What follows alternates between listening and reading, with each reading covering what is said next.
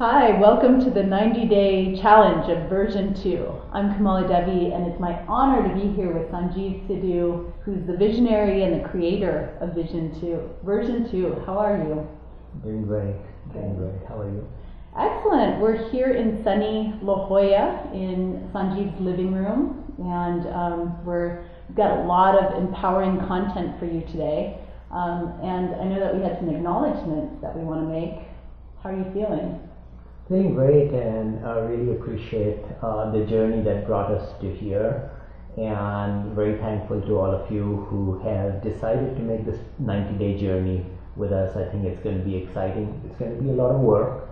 It's going to be charting a lot of new territory, because you can't really rewire yourself by doing the same things that you've been doing coming into this. But I look forward to guiding everyone through this journey and participating in this journey myself. Yeah, we were marveling at the fact that over 200 people applied from 15 countries. So we have this really strong base of people who are beta testing along with you, and it's like everybody who's interested in this level of it is like a visionary or a pioneer. So what we're going to do today is we're going to talk about what empowerment means. Sanjiv's got some great teachings. He's going to build a foundation for the 90-day conversation. And then as an exercise, we're going to get into how you do the ripple. The ripple is a core practice, and so we're going to step you through that with some depth today. And then we're going to leave you with some homework. So we're going to have a variety of things that we're going to ask you to do every day until next week. And that's the overall format for each of the 9 webinars that we'll be doing. So by the end of this call or this class, we're going to give you some tips on how to get the most out of the 90-day journey so that you have the best chance of becoming a whole new version of you by the end of the course. Great. So we're ready to dive in? Yeah, let's talk about empowerment. Great. So most of you attended the webinar the preview webinar, and I'm going to start by repeating some of the concepts that we've already covered, but give you a slightly different color than we did last time in prep for this exercise that we're going to do. And this exercise is going to form the core homework for the next 7 days for you till we meet again next week. Okay. So again, what's the training about, right? It's to stay empowered despite circumstances. And another way to state that is how to perform at your peak. And to be able to answer those questions, we need to ask ourselves, so what is keeping us from performing at our peak? And as I ask this question to many of you, the answers are quite similar. The two things, the external circumstances and the internal circumstances. External circumstances typically are constraints like time, money, behavior of others. And internal circumstances could be health issues. They could be capability issues. I'm not good enough. I don't know how to do this. I never succeed at this, etc. Right? So as we move along life, we're not performing at our peak many times. And many times, even when we are performing at our peak, we get punched in the face. And in other words, we fall into a ditch. So a lot of this training is going to be about how to keep yourself from falling into ditches, how to get out of ditches when you fall into ditches, and how to rewire yourself to stay empowered despite ditches that come in your way, right? Despite circumstances. So a lot of the training is going to be then about the metaphor we're going to use is when you do fall into ditches, how do you build wings such that you can fly out of them? And question we're going to ask is, 2 people in exactly the same circumstances, can there be some kind of ninja training where one person can become a version 2 ninja, where they're much better at surviving in ditches or thriving despite the fact that the circumstances are bad. So that's what the training is going to be about. So let's quickly look at the story of Tom and Mary. And I guess the audience is going to get quite bored of Tom and Mary, but we're going to bring Tom and Mary back again as a training exercise. We all have a Tom in ourselves where we get very frantic in situations, and we all have a Mary in ourselves where we're able to do slightly better than Tom through the training, through being calm, through being empowered. So with that, let me dive into Tom's ripple. And so I'm going to build out Tom's ripple here, and I'm going to start teaching you about the ripple. And so what happens is, let's first start looking at what happens when Tom looks at the situation. The situation is that he's in a ditch. His behavior is pretty frantic, and he's trying to scramble out of the ditch. His emotions are one of fear, one of anxiety, and his body chemistry and physiology is very similar to a flight or fight syndrome, where you feel that you're being attacked by a tiger. So many times the ditches of the modern world, like getting fired from your job or having a breakup, are quite different than being chased by a tiger, but we behave as if we're being chased by a tiger. We're evolutionarily wired to do that, and a lot of what we learn in the 90 days is how to decouple that, right? And how to control our ripple. So the ripple is that Tom has a set of beliefs, and the beliefs are that bad things always happen to me, this is really bad, I will never be able to get out of this ditch. Based on that, his desires are, I want to be out of the ditch instantaneously, right now. He doesn't really have to be. He could survive in the ditch 2 days. He could take a less frantic approach. But his automatic response is, let me get out of the ditch immediately. We talked about his fear and associated body physiology and his frantic scrambling. Yeah, and we're also going to call the physiology energy, so we want to be sure Exactly. those are sort of interchangeable, and the emotion and the energy are really clearly connected. Totally. So again, the ripple, one that we refer to often, is your underlying beliefs, leading to your desires, leading to emotions, leading to physiology or state of energy, leading to behaviors. Sometimes the ripple goes really fast. Think about dropping a large rock in water, and the ripple goes uncontrollably and fast. Sometimes you drop a small pebble and the ripple goes really slowly, right? So our ripples are many times unconscious. The larger we feel the danger, and that's also a perception on our part. We determine how dangerous the situation is based on our beliefs. The larger we perceive the danger to be, the more automatic the ripple. And so what we want to do in the rewiring is, let's go and take a look at quickly how Mary behaves. And I'm going to build out Mary's ripple. And she fell into the same ditch. It was a large stone dropping in the water. But her belief was that people can survive in the ditch for 10 days. And her desire was not necessarily to get out of the ditch, but it was an evolved or enlightened desire which said, my desire is to do my best, and my desire is to grow from the experience. So this will be a lot of our training. When we get into difficult situations, we have a desire which is built into us, right? Which is to seek pleasure instantaneously and to avoid discomfort.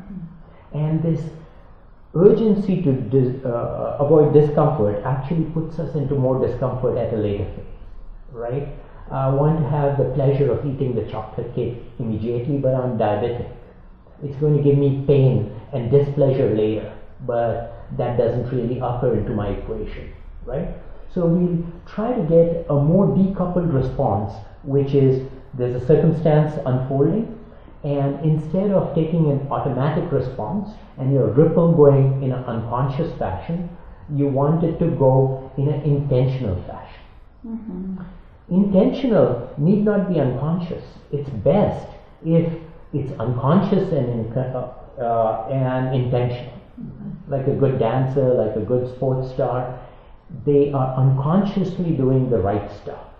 So our training will be first to move you to consciously doing new intentional stuff, and then the more you practice, that intentional stuff will become your unconscious behavior, right? So you're going to start controlling the ripple. Let me complete 2 more points.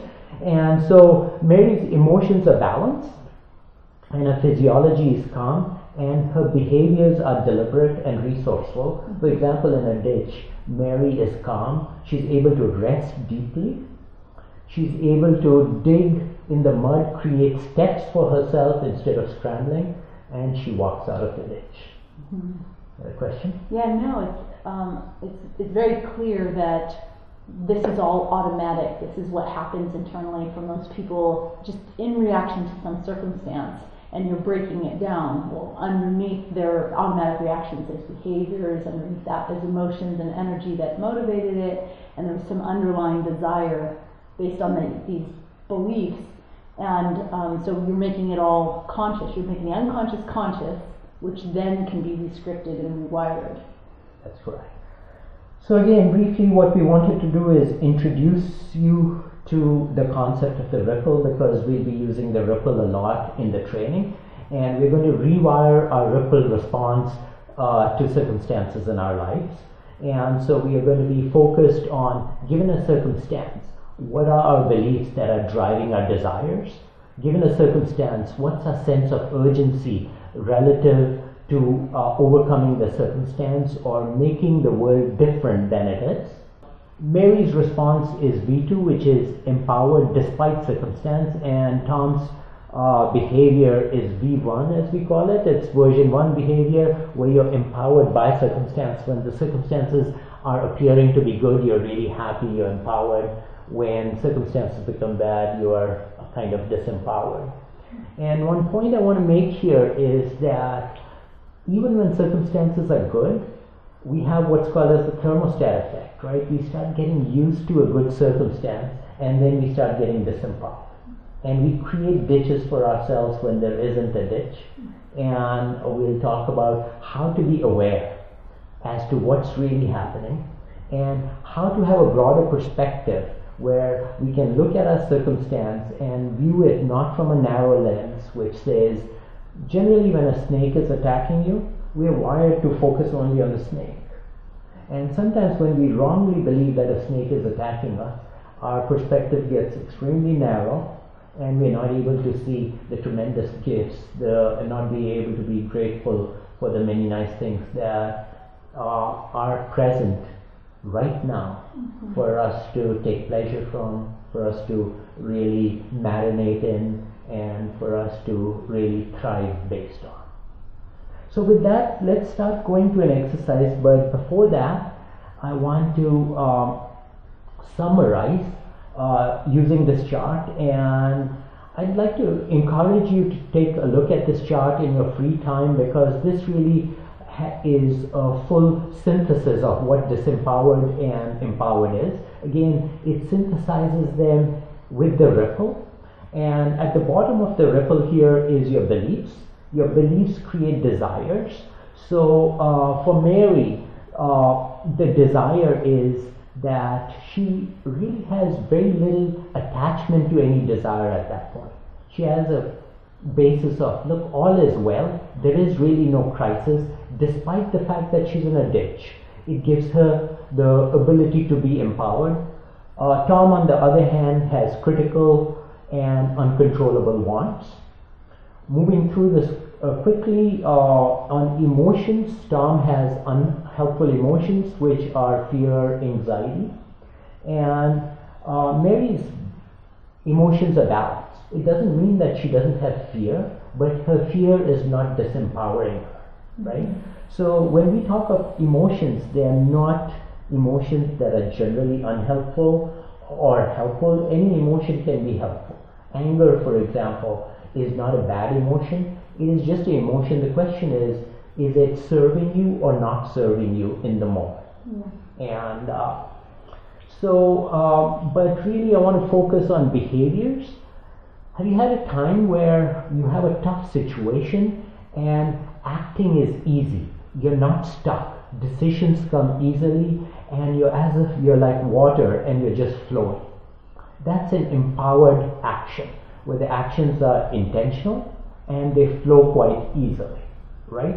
So again, that's a summary of difference between empowered and disempowered. And as we move through the 90 days, we're going to encourage you to look deeper within yourself and build greater and greater awareness of how your ripple is in the terms of these items, which we call BEED. B is for behaviors, E is for energy or physiology, E is for emotions, and D is for desires. So a lot of time we'll be asking you, how is your BEED or how is your ripple? And this is what we're talking about when we talk about a empowered response or a disempowered response. We want to rewire your ripple response to ditches, and we think there are 5 muscles you require. Quickly, they are the A, B, C, D, E muscles, and A is for awareness, B is for balance, and balance is what we're shooting for: balance emotions, balance desires, balance behaviors.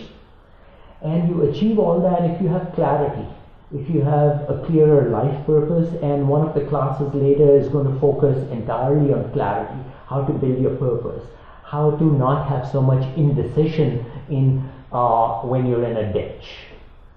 And the 4th muscle we're going to talk about is deliberate action. Again, we're going to have a separate class on deliberate action. And one that I'm trying to build in myself is empathy. I think it's a very important muscle, and we'll have a separate class focused on empathy itself.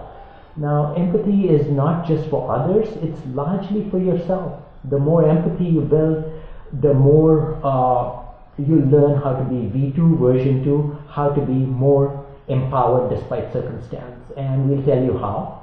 And the more empowered you are despite circumstance, you'll be more empathetic, and we'll tell you how. So that's the rough game plan. And it's a very rapid exposure we've given you to the game plan, but we'll allow you to build, or we'll take you through a lot of exercises that build these muscles. A lot of version 2 learning has to be done at a deeper level. You know, cognitively, I've shared these things with you, and I'll share them again and again. And cognitively, you'll understand them, but that'll be at a layer of your conscious brain.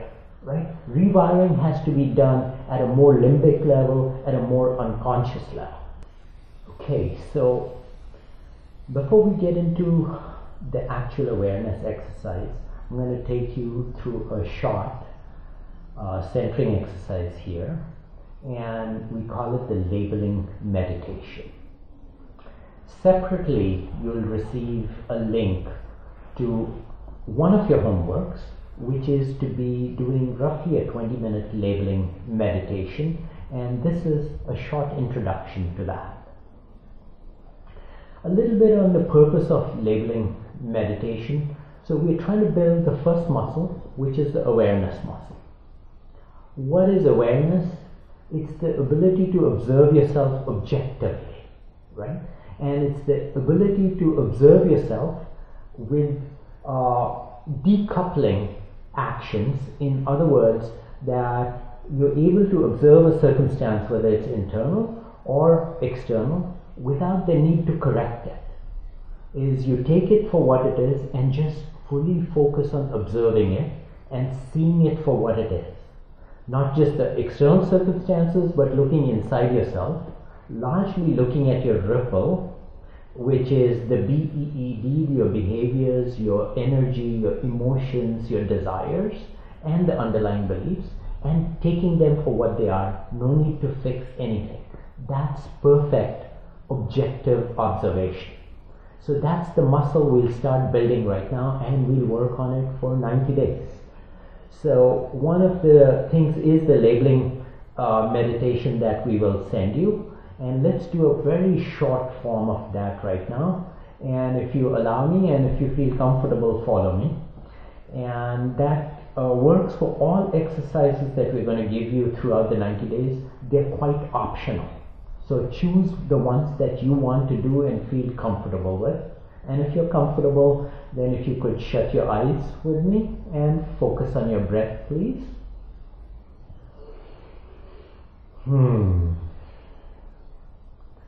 And breathe in and do a ha, release breath.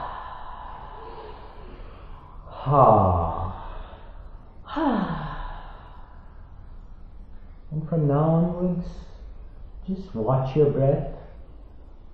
Take its natural course, coming in and going out.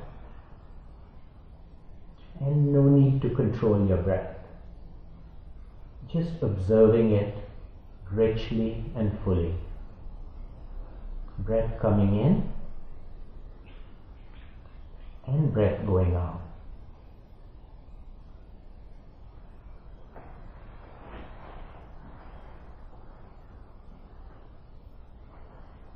And now start labeling, and we'll start by labeling our anchor or our breath. As the breath comes in and we feel our belly rise, we can label it belly rising and belly falling. Belly rising and belly falling. And breathe.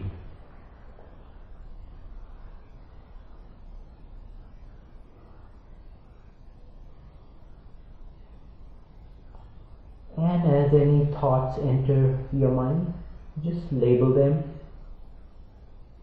and return to your anchor, belly rising, belly falling.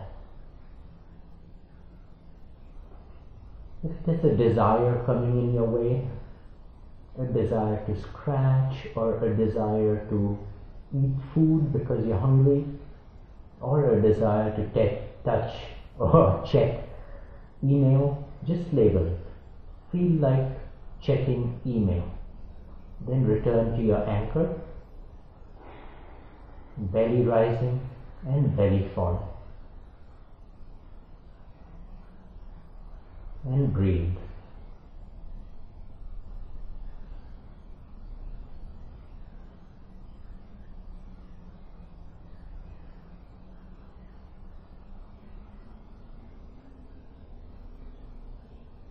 And when you feel comfortable, you can open your eyes. And thanks for joining me in that centering practice. Again, you'll be receiving more instructions on a broader centering practice, and hope you enjoy it as much as I enjoy it. And I regularly use the labeling practice to get centered and turn my awareness switch on. When I find myself getting into a ditch, I said, oh my God, I need to turn my awareness on. And I start by going to my anchor, and I start by just starting the label, belly rising, belly falling. And then suddenly I start becoming aware, and I get disengaged in actions. My main action is to getting aware of what is, and then I can be more deliberate in choosing of my actions. With that, let's then, Kamala Devi, teach the people on how to do the ripple observation exercise. Excellent, that was beautiful, thank you. So the ripple is one of the core practices throughout the 90 days, and you'll be getting this PDF form, and you can be using these sheets, or you can eventually be just doing that in your journal. In time next week, you'll actually be able to do it online, but we want to show you deeply how the practice goes. Great, so let's start by looking at a circumstance. The exercise we're going to do right now, Kamala Devi, is think about the most disempowering, or one of the very disempowering times in your life. And where we say circumstance, just give it a small label. Okay, so I remember getting rejected to NYU's playwriting program. So my rejection to NYU was pretty... Okay. Let's start looking at the ripple items. Okay. And let me ask you about your behavior then. So what was your behavior? Any behaviors that come to mind? Yeah, at the time I remember sleeping a lot, And I remember that I called people, like I was storytelling a lot, telling everyone, oh, I got rejected, and there was a lot of sort of story. It's almost like a pity. There was a lot of seeking pity. And I do remember that there was the intention, there was like a lot of journaling, like I thought, oh, maybe I'll appeal the rejection, and there was a lot of journaling at the time. So those were some of my behaviors. Right. So what we're going to do is typically ask people to put maybe 2 very empowering behaviors. You can put more, and 2 disempowering behaviors. So here your empowering behaviors seem to be journaling. That's right. And you can give it an up arrow maybe to say it was empowering, and if any of these were particularly disempowering, you can put a down arrow, or you can leave it as a neutral. Yeah, so seeking pity was pretty disempowering. It's like... Great. So again, you're starting to look at your disempowering episode, the ditch, and you're seeing how your ripple behaves, starting by behaviors. Yeah. How about energy? How was your energy? I guess it was low, mainly because you were sleeping? Yeah, there was, I was devastated, so the energy was, that I was lethargic. I mean, I remember feeling just drained. Like it felt like a blow, Yeah, let's put down drained. Drained, perfect. And you mentioned lethargic, might as well put that in emotion. No, sorry, devastated. Devastated is emotion, for sure. Right. Yeah, so And I was also angry. okay, I was let's put that. I'm a good playwright, and they're missing out, and I was very angry. Yeah. Any other emotions come to mind? I guess I did have some, like there was a curiosity, I had about what's next, or what am I going to do. Yeah, and so I had my whole life planned in one direction, and then when that happened, I was kind of lost. So there was a curiosity about that. Great. And do you view some of them as disempowering and others as, and it's totally your choice. What was empowering intuitively to you and what was disempowering? Well, it's funny because the anger at the time propelled me into art. Like, okay, well, I'm going to do my own art. And so that anger was actually quite empowering at that time. Great. And the devastation was the disempowering piece. Right. And what were your desires? I wanted to prove myself. It's like I wanted validation, that at the time, that I was still an artist, even if NYU rejected me. And I wanted to prove that I was an artist, so there was a desire to kind of, I guess it's prove myself. I'm just going to write that down as my desire. And another desire at the time was maybe some compassion. Like I wanted people, like I wanted empathy. Part of the seeking pity was like I wanted people to feel with me. So seeking empathy.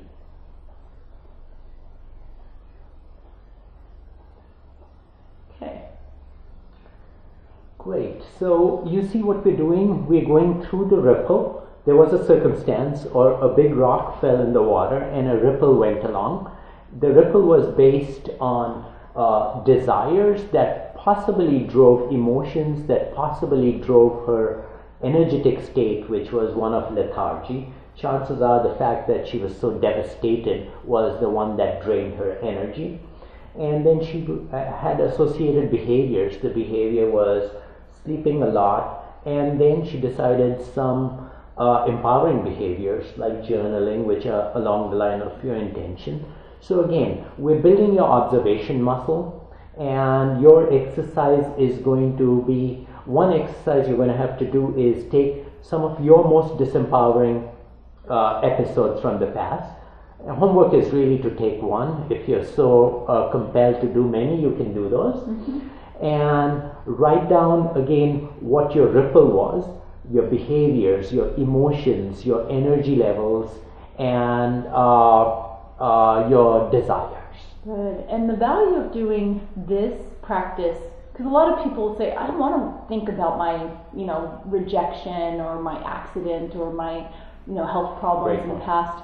So why do it? And it gives us insight to how we react. And what we'll find is that this pattern that I see here is actually something that I do in various times of my life. Right after having my baby, I went through postpartum, sleeping, journaling, seeking pity. It's the same pattern, and it gives me insight as to what I want to rewire. And the other piece is that we start seeing the relationship between our reactions and our circumstances. Will you go over how to actually do the rating? Right. So what we did was we went through each of these items. Now, Kamala Devi, if you could go to the diagram that we have, which is the ripple diagram, and let's start rating how your response was, how empowered or disempowered it was on each of the ripple items. So let's start with your behaviors, and you give yourself a 7 if you consider your behaviors the most empowered behaviors that you typically take on, and a 1 if they were the most unintentional and away from where you intend to behave. Yeah, I would say that was a real devastating time, and I would give myself like a 2 or a 3 in terms of my behaviors. It was, Right. And again, why are we doing this is that you build a practice of rating how empowered you are, disempowered you are in terms of your behaviors. Let's now go to energy.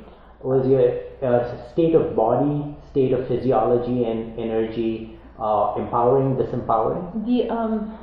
Even though I was sleeping a lot and I was sad, I was still really healthy and I was still really young. So I'm going to give myself a 3 on energy. Yeah. And how about emotions? That was one of the sadder times for me, and it was sort of a depression period. So I'm going to give myself a 2. And now desires. These are kind of hard to rate. And so desires, there are many desires that are good. They propel you towards your purpose. And then once in a while, a desire gets kind of disempowering. An example is that 2 people have a need for hunger. One person has a tremendous sense of urgency because both could wait 2 days before they eat, or 1 day, and their hunger is coming in the way of their focusing on a child that needs attention or a meeting they are in, etc. So the question is your desire so compelling that it's becoming disempowering? The question you ask is, how much sense of urgency does the desire have? Or really you ask yourself the question, what if the desire wasn't met? How devastated would you be? That shows how attached you are to the desire. Right. So that's how I'd like you to answer this question. Absolutely. And in this case, the entire experience was that I had a desire to get into NYU, and it was a circumstance that was beyond my control. And when that desire wasn't met, everything was reaction. So I'm going to say my desire was, number 1, disempowering, because I felt like not getting into NYU was my self-worth, and my limiting beliefs and everything got activated because my desire wasn't met. I couldn't see that there was benefit to that at that time. Great. Yeah. Great, thanks so much. Thank you. And so you'll often, through the 90 days, we'll be often referring to this practice. It's a very core practice. It's called introspection. You're looking back, and we look back at a disempowering moment in your life. Typically, we practice introspecting about yesterday. It's an extremely useful practice. And the metaphor again is of an artist or a sports person or an athlete. And the way you get to peak performance is you go out and act along the lines of your intentions, but then you review what really happened, and you really review your internal self. And we are recommending that you really review your ripple, and then rate how your response was and start introspecting, and we'll give you further techniques of how to introspect. And really now, if Kamala Devi had some of the practices that we'll teach later, for example in balancing, then you'll be able to make a shift much faster, where your response would be much more empowering than disempowering. So the homework is to do a disempowering episode. You get to choose a time in your life, like I did in mine, and introspect about your BEED. And the benefit of doing disempowering is that you'll start to see some patterns about how you react to external circumstances. There's also the homework of doing a daily recap. How would you like people to use these forms to do daily recap? Great. So amongst the exercises, the daily recap is a practice that we would really like to sink deep in. I do a daily recap, and you can choose a time to do a daily recap. Choosing a consistent time is really important, either last thing in the evening or first thing in the morning, but it's your choice. I know people who do a daily recap in their lunch breaks, where their recap is the last 24 hours, last lunch break to this lunch break. So it's a practice of looking at your last 24 hours and then essentially answering the same questions like Kamala answered relative to her most disempowering episode. The episode now is the last 24 hours, and the question you say is, what were my behaviors, both empowering and disempowering, in the last 24 hours that stand out? What was my energy like? At times your energy could have been high. You could say in the morning it was high energy, and you could say it was empowering. In the afternoon it was low energy, it was disempowering. And you could move on and say the same about your emotions. Was angry in the morning, had a meeting with boss, etc. And then what your desires were. What I forgot to tell you is the sequence that I practice is I go to the notes section and I write my day just like I'd write a journal, right? That allows me to lay everything out, kind of what happened, and then I look at it from a deeper perspective, which is how did my ripple behave? And once I've written things down, I can then rate them. If you prefer, you can rate them earlier. So then go to the middle circle and again say, where were you on an average? For example, did your desires really control you? Once again, I think that's the important part, and that's where you're answering the question, was all well? Or did you have a tremendous amount of urgent desires or urgent needs that needed to be fulfilled, right? So the question I ask myself really is, how rushed was I? If I was very rushed, generally I score myself lower on an empowerment scale, particularly when it comes to desires, because it's telling me that there were a lot of urgent fires, the buildings were on fire that I needed to put out. Right? And that's only a matter of perspective, and we want to get to a state of all is well, which drives us to create a version 2 of ourselves, drives us to be more empowered despite circumstances. Again, then recap 2 exercises where take a most disempowering episode, fill out your ripple, rate it, and then get to a daily practice of doing this once a day, and you have a week, and I would suggest that you do it at least 5 days and figure out what those 5 days are. With that, what I'd like to do is then again remind you of the tape we're going to send you on the labeling exercise, and it's a labeling meditation that will take you about 20 minutes. And Kamala Devi, can you tell us about the other exercise, the assessment? Yeah, so we also have a radical self-assessment which looks at most of the large areas of your life, and you get to look at your empowering and disempowering BEED in everything from relationship to money to career. And so by doing a whole life assessment, you can see what will emerge is the areas that most want to be rewired during the 90-day course. So in order to get this assessment, we're going to have you log on to the awareness app, and we'll send you a link and directions to do that. As you can tell, we're asking a lot of you. Version 2 is not a quick fix. It's not just a pill that you take to automatically, upgrade your state, but it's deeply rewarding. If during the 90-day course, you can work with us and do these practices, you'll see increasing benefits.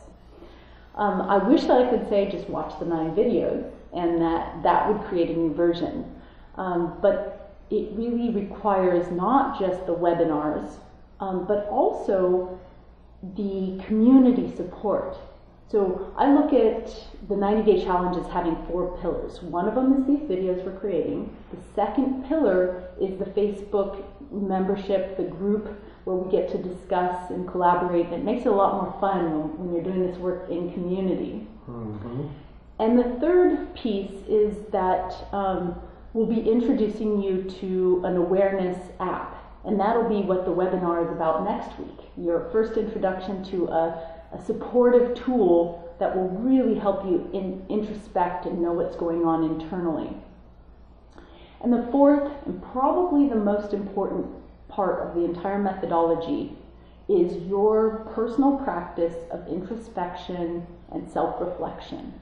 Like, we can't emphasize enough. The more you introspect and self-reflect, the greater the value and the benefit. And just a note to tie it together, which is, as Sanjiv teaches us that labeling, whether it's belly rises, belly falls, we're using that same objective observer to label what are my emotions, what are my behaviors, what are my desires. And that labeling mechanism is going to create tremendous self-awareness, which then leads to choice. Like, oh, now I'm aware of my patterns, now I can choose my patterns, and that's the essence of empowerment. So we're really excited about the entire methodology, and look forward to helping you rewire a new version of you. Great, thanks so much. Thanks so much for your attention, and hopefully you're still aware of your belly rising, belly falling. And wish you a great week, a week of enhanced self-awareness and a week of introspection. And next week we'll then take you deeper and further. Thanks so much. Thank you.